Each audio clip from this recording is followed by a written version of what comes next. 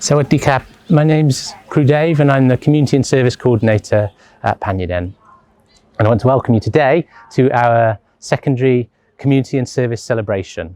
There's a lot to celebrate this year. I'm really pleased to show you what we've got, and this is a showcase of just really a snapshot of Year 7, Year 8, Year 9 and some of the things that have happened there.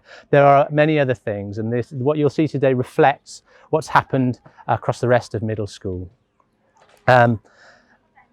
We do community service at PYD because it's an opportunity to develop metta, or generosity or giving, and learning this idea that giving is something that is as beneficial to the person who gives as to the person who receives. And I think you're going to start to see that that's what we're getting. But you're also going to see some other things. You're going to see that students are developing some real world skills. Students are learning to, one, be independent. They're learning to work without direct adult supervision, and they're learning to make decisions for themselves. They're learning to solve problems for themselves, and they're learning to work with other people and work in groups and work effectively in groups. These are such important skills. So I hope you enjoy everything that you see today. Cop and Cap.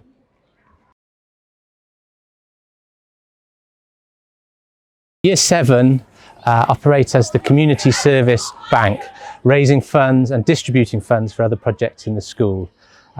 They work as a complete advisory group, and so what you're going to see is just a small group of those students who've worked together on a project baking and selling cookies to raise money.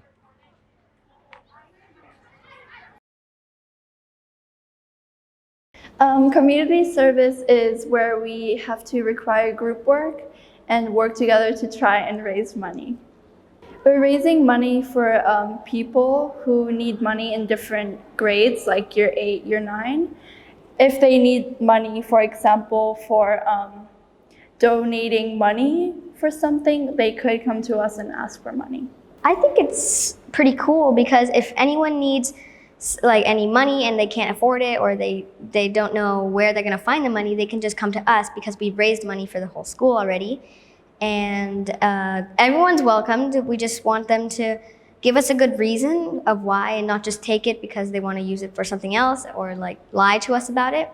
And I think it's really cool being like the bank, I guess, because we have to do projects that make money, and we also have to give back to the community and like give something that they would appreciate as well. We made, I think, around 11,000 baht in 1 year, which is pretty good. And everyone had, I think, a pretty good time. No other years really came to us for money. So we kind of just have all this money sitting around from the past year.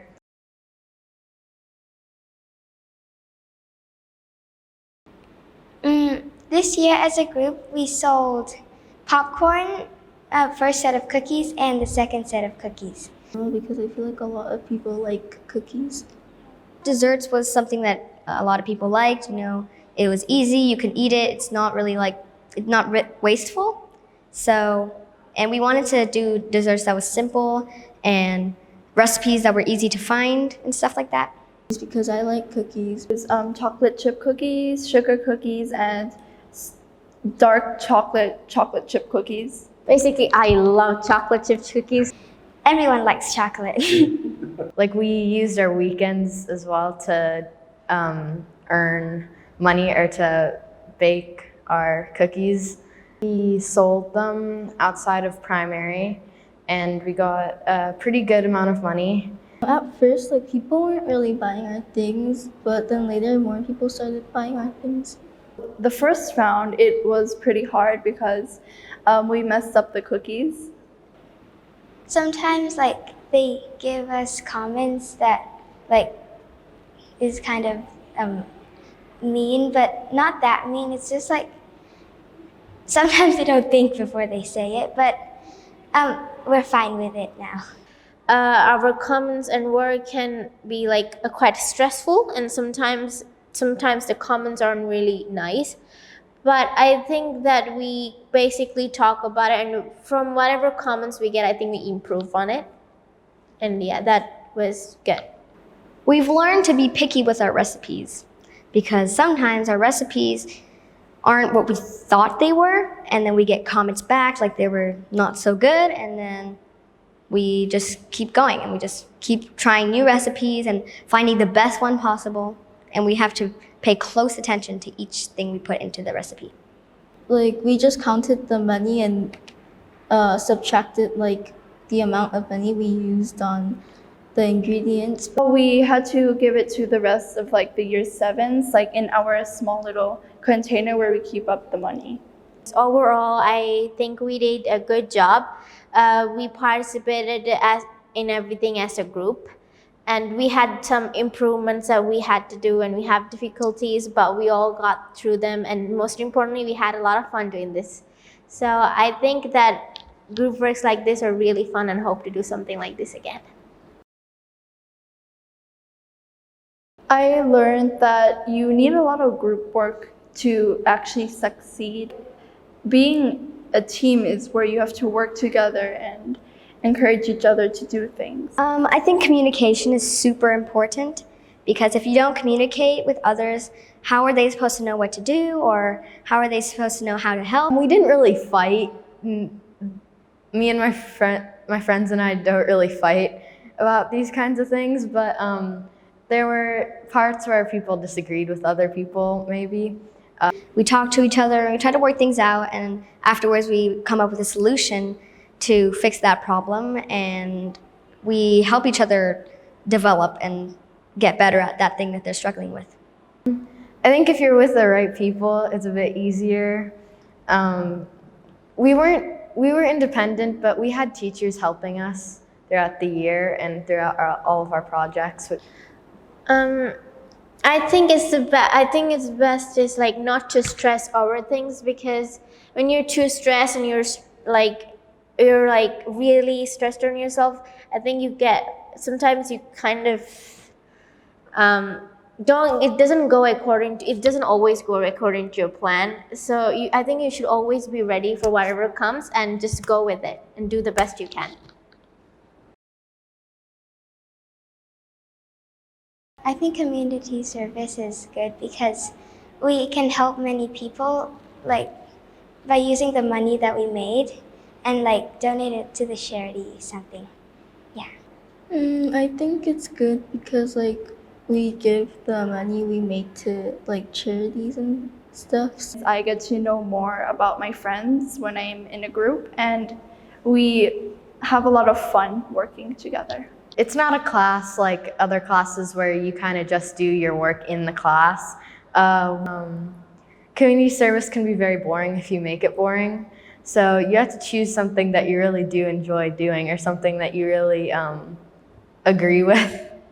We need to make sure that everyone in our community feels safe and loved, and that they can share anything they want, especially in the PYD community, because we're not a huge school with thousands of people. We only have a couple hundred, which is why we should try to keep our community close-knit and make sure that everyone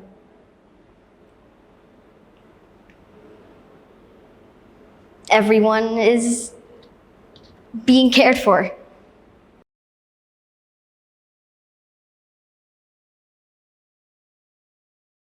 Year 8 work on group projects. So as an advisory class, they tackle a problem or they work on a project together. This is 8M, and they've had a project in association with Santi Suk Cat Shelter, who's one of our partnership organisations at PYD. Even like if we have a good life right now, other people or animals are suffering. So it would be nice, it doesn't have to be too much, it would be nice to contribute just a little bit of your time to help them.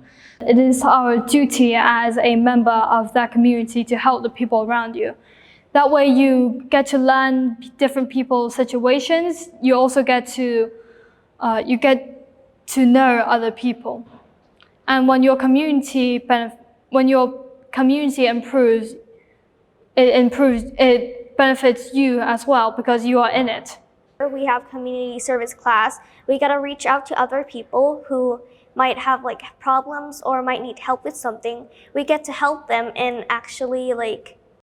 Our project is to raise money and spend it on cat food, which will be donated to Santa Silk Animal Shelter.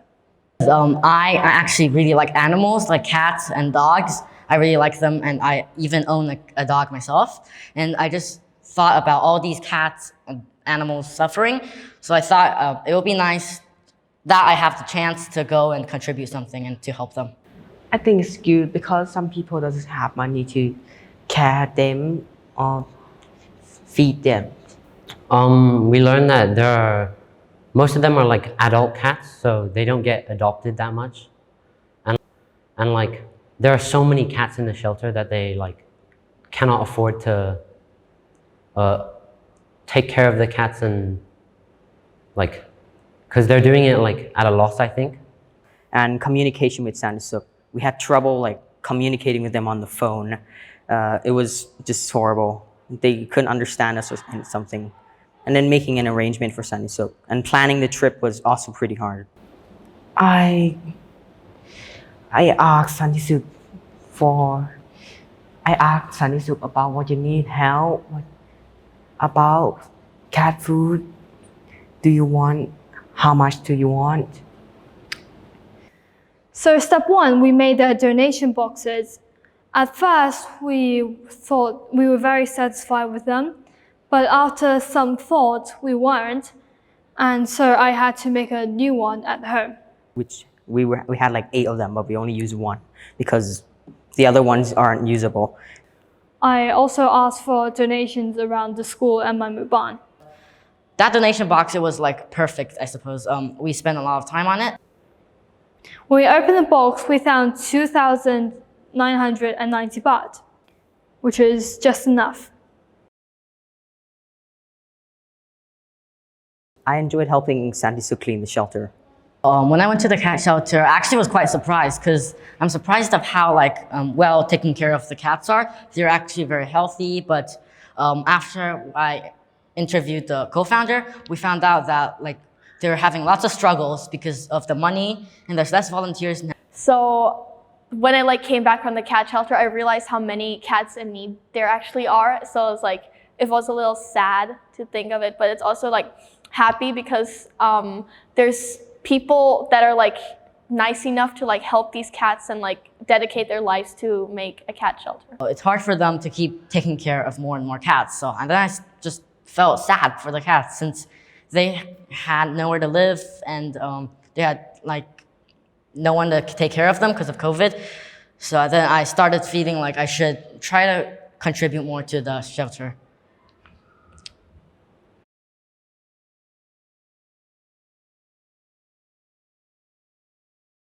Pretty fun when we talked and actually communicate, but it was also very hard when we argue and didn't stay on task, and we have to manage roles and everything, and it's pretty difficult and challenging at first.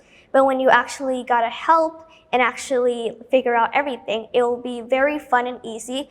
And I feel like a lot of us would be proud of ourselves for getting to help the community and reaching out to other people. Well, it feels nice. If I felt like I did something pretty nice, I helped them out when they were having tough times because of COVID or something, yeah. When the project solved the problem that good?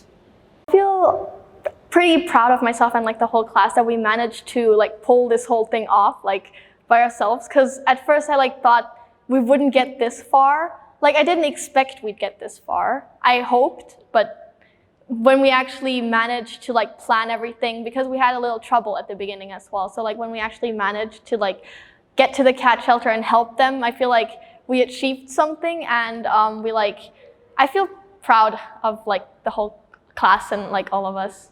So I feel relieved and a bit proud because it was quite difficult. And also the selection of projects were quite, vast, I guess. So I'm glad we chose this.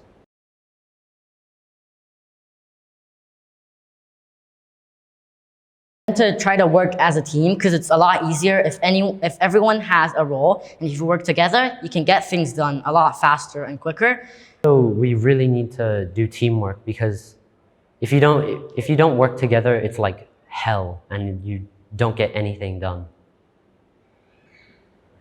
Split the work evenly so people don't like get bored and just not do the work and just leave it to other people to do. Communicate better, I guess. Like plan meetings or something, and just plan ahead more. Take initiative, be willing to work outside of community service, divide tasks equally, better communication, and stay on task. Stay aware of what you're doing, because sometimes you can just, if you're doing like research or something on a computer about the shelter and you just like, you know, phase out and just start doing something else, that should really be avoided, because like I said, it just like makes the whole thing terrible and hell. So just stay on task, because we went through many issues like staying on task, and it was not very good. I would say look locally. Like don't look for somewhere that is 1 hour away from your house like we did. And be sure to think objectively and plan out everything.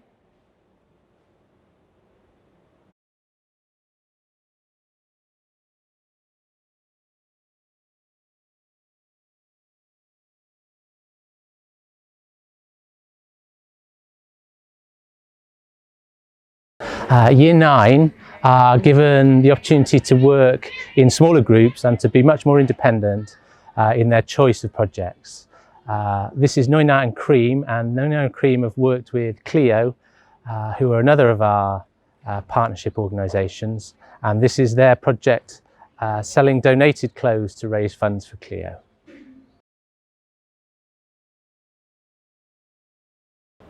Okay, so basically there's this organization called Clio, and they support like caring children that don't have enough support for education. And so Jen's house is part of Clio, and we like raising like funds to help like Jen's house to help like the organization support these kids, yeah. I think it's because like it's not a big organization that would have many people already supporting it. So for us to like help them, I think that's better than like helping an organization that many people know. Yeah, and also another thing, this is for me personally, I think that like education is really important. And I know that like some like kids that like are part of Jen's house and Clio don't have like the access to that. And like we as like students of Panyadan, we have access to that and like the privilege to get education. And I think it's like important for us to like help people that don't have the privilege as us too. We tried to sell clothes in front of school at the end of like on Friday, every Friday, but that didn't really work because I mean we still got like lots of money from like donations, but yeah, we didn't get much money from... But I did like during like online school, I did sell some clothes to people around my neighborhood, so that's another part of the income. But because our like first initial plan was to make like like a physical shop, not something we do online. So when we started online school, that was kind of the problem. But we got through that by, hey, why don't we just sell online? So I think that's how we got through it. When we're online, we had to rely a lot on like those, what is it called? When you transfer money through phone. Yeah, like the banks and stuff. And sometimes that didn't work. Like, when Michelle wanted to donate, but then it didn't work. But when we got back to like school, we got to like go to him and get the money. Have you found out from anyone why they don't want you to? They don't ask. They walk past our booth, they take pictures of the poster, and then they leave. Oh, yeah. I don't understand what's the point of taking photos of our posters.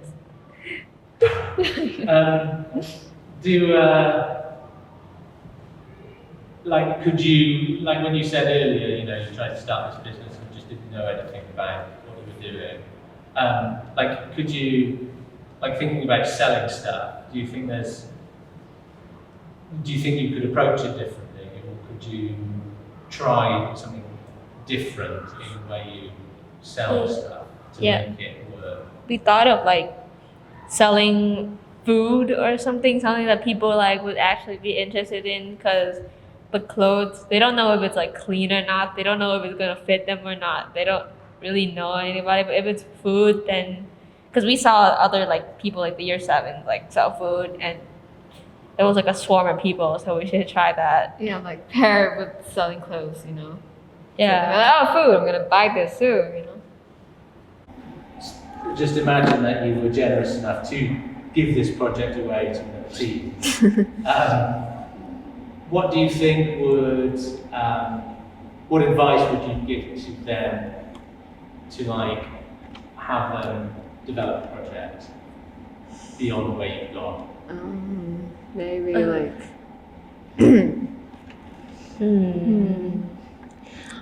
maybe try and make the clothes look nice somehow, or make like the sale more interesting somehow, like with food or selling something next to the clothes. And I mean, that's what we're gonna do this week, next week, this week. Yeah, this is our last week in selling clothes. Yeah. I mean, I guess they can. Try your best. Try your best and credit us. Credit us, because we're the creators of everything. Tell me about your first project and what went wrong. Our first project was Bye Bye Plastic Bags. We saw it on the community service website, and it was like basically like an organization for like informing people about not to overuse plastic, but we didn't have enough information on how to like, you know, actually put it into action, so we didn't do it. Yeah, so our other plan was to make like a business that produced like green products to like, you know, also spread awareness on the overuse of plastic and everything, but it was like a business. So our idea was to make like a tote bag with 2 compartments. Like one was to like made of foil to keep hot and cold like groceries, and the other one was made of normal fabric. But that that project didn't go well either, because we didn't know exactly how to produce those bags or like how to start a business. So yeah, that was our first 2 projects. And so did you learn like a difference between, I don't know, talking and action? Yeah. I think we learned the difference between like just coming up with ideas and then daydreaming instead of like actually doing it. Because I remember our old project, whenever somebody asked like, how are you guys going? We would be like, good. We're like planning, it's going great. Yeah, and like the planning phase like goes through like 5 months. Like, you know, like we were planning for like 5 months and didn't do anything about it. Yeah. So it's easier to build off something that already exists instead of like trying to make something from scratch. Unless you have knowledge about that, but like Yeah. for our case, we didn't have any knowledge in that field, so it failed. So it didn't work. But yeah, I guess if you don't have any knowledge about doing like a specific thing, you shouldn't go too fast into doing it. Because we were really deep in the plan. We were like really dedicated to it, but then we were like, it's time to make the bags, and we're like, huh? You just have to be very flexible. You need to, this is something that we didn't do, but we should, I think like next time we should make like a plan B or something in case something fails.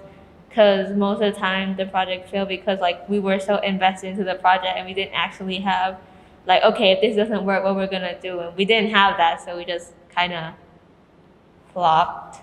Like in the first 2 projects. Yeah.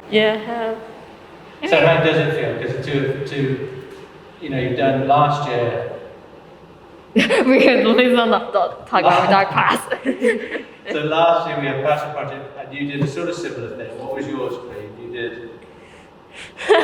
Wait, with Sophia, I was like, yeah, I'm gonna teach kids about the stars. It was my project. Okay, so you've had like this is you had basically a year and a half of like not Failure. of failure. I don't call it failure because I think that you were experiencing something that you were learning, like you've learned stuff from it. So We were going through a phase. you were going through a phase, and so like how does it feel then to have had all that time of not really completing a project to your own standards, and then to get something going? Like how does that feel? Oh, pretty good actually. It feels like we've like grown a lot since like our dark past. So yeah, it feels like it feels good, like we like done something and achieved something. Yeah, it might seem like we hadn't done much, but like compared to our past projects, I mean, we did do a lot, but like compared to our past project, it's like a lot. Cause like, yeah, we didn't do anything, barely anything. We kind of just sat around like, yeah, we're gonna do this, but like, how are we gonna do this? We don't know.